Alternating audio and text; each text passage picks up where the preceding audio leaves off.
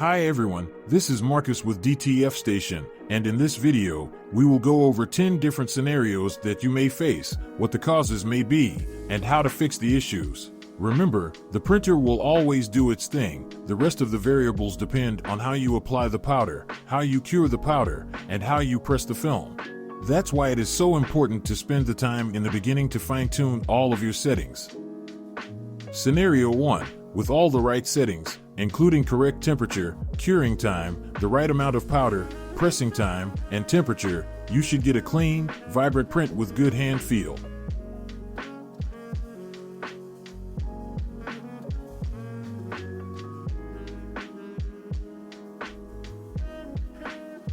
Scenario 2. What happens when you put too much powder onto the film and you do not remove any of the excess powder when pressing on a white and black garment?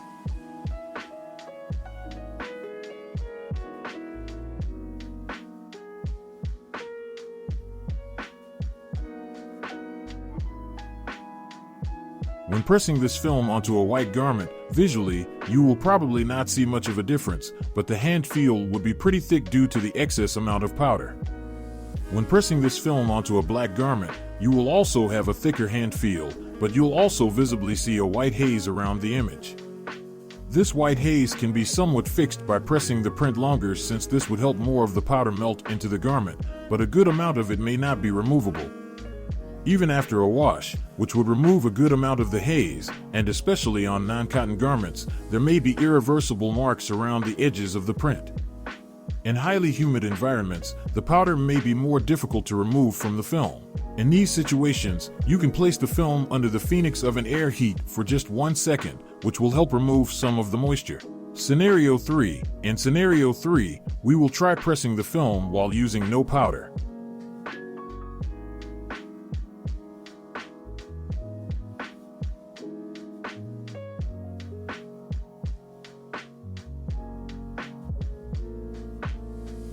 The results will be a film that does not transfer the actual print to the garment.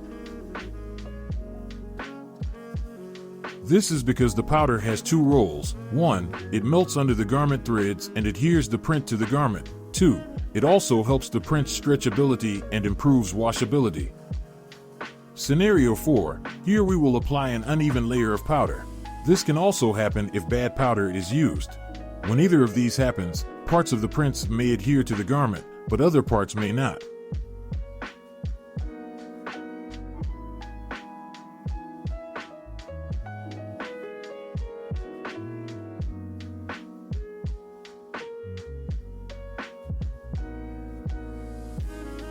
As you can see here, parts of the print are tearing off.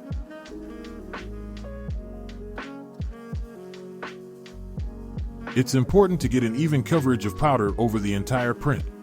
It is also very important to use good powder. Here are some recommendations. Once a bag of powder is opened, make sure to use all of it within a 6-month window.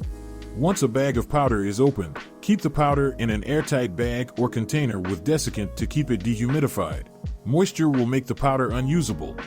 Dust and debris can also cause issues, causing inconsistent peeling. Lastly, keep the powder away from sunlight or heat. Once the powder melts to any degree, it becomes unusable. Scenario 5. In Scenario 5, we will heat press the film at a lower temperature of 268 degrees Fahrenheit or 131 degrees Celsius.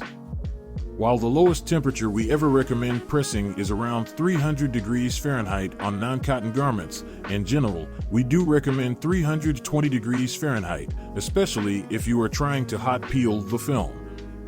When the temperature is not hot enough, and you go over to peel after pressing the film, parts of the print may have powder that was not fully melted, hence will pick up with the film and not adhere to the fabric. Prints may also peel off or shrink after the first wash. The transfers may stick to the top of the heat press when it releases, since it's not sticking to the garment.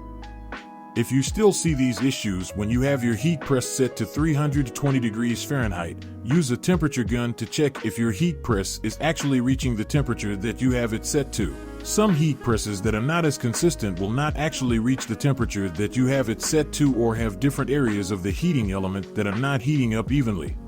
Scenario 6. In Scenario 6, we will test what happens when you heat press at too high of a temperature. For this example, we will set the heat press to 374 degrees Fahrenheit or 190 degrees Celsius. When your heat press is too hot, you may have trouble separating the film after the press. This is because the ink may have adhered to the garment, but now is sticking to the film.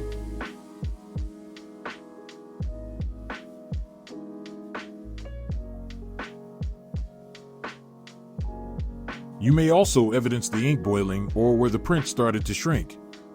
If your temperature is set at 320 degrees and you still see these issues, make sure to use the temperature gun again to check that the heating element is actually hitting the temperature that you have it set to.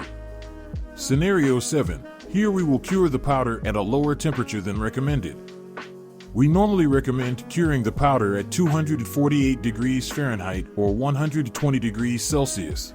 In this test, we lower the temperature down to 195 degrees Fahrenheit or 90 degrees Celsius.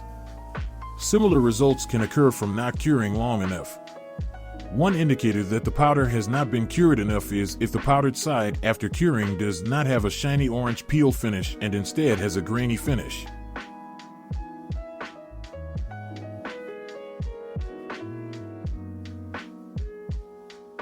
One sign that your powder has not been cured enough is if you see parts of your print peeling. Washability will also be affected. After the first wash, your image may shrink or bubble up, and in many instances, the colored layer will wash off. If you see these issues when your settings are correct, make sure to use the temperature gun to make sure that what you're seeing on your settings screen matches the actual temperature at which the powder is curing. Another issue you may see are boiling issues. This has to do with excess moisture on the film. One remedy for this is heating up the film a second before the powder is added. Scenario 8. Here we will see what happens when you cure the powder at too high of a temperature. We normally recommend curing the powder at 248 degrees Fahrenheit or 120 degrees Celsius. In this test, we will set the temperature to 320 degrees Fahrenheit or 160 degrees Celsius. When this happens, you won't be able to peel the film after pressing hot or warm. It basically melts the powder so much that your only alternative is to cold peel. Even with the cold peel method, you may have some difficulties. You may also see boiling issues in the print, especially if you have large solid areas of color. Scenario 9. In this scenario, we will have all the settings at every step correct, but when we peel after the press, we will not wait 3 seconds, and we will peel quickly.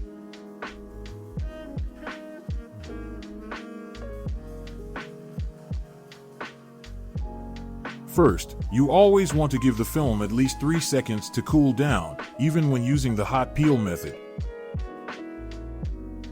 Also, when you peel, you want to peel slowly in a rolling motion, where the film stays close to the surface of a garment instead of pulling away from it. When done incorrectly, small letters or corners may pull up or tear. Scenario 10. In this scenario, with all the settings correct at every step, you heat press the print immediately after curing the powder on the film. When pressed too quickly, you will have to wait longer than 3 seconds to perform a hot peel since the powder is still melting. When using the warm peel method, you may still encounter some resistance.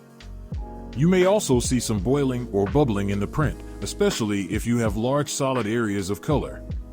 To resolve these issues, we recommend giving the film at least 5 to 10 seconds after the powder curing step to allow the powder to cool down.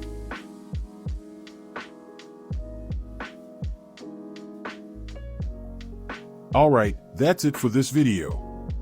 Thanks for watching.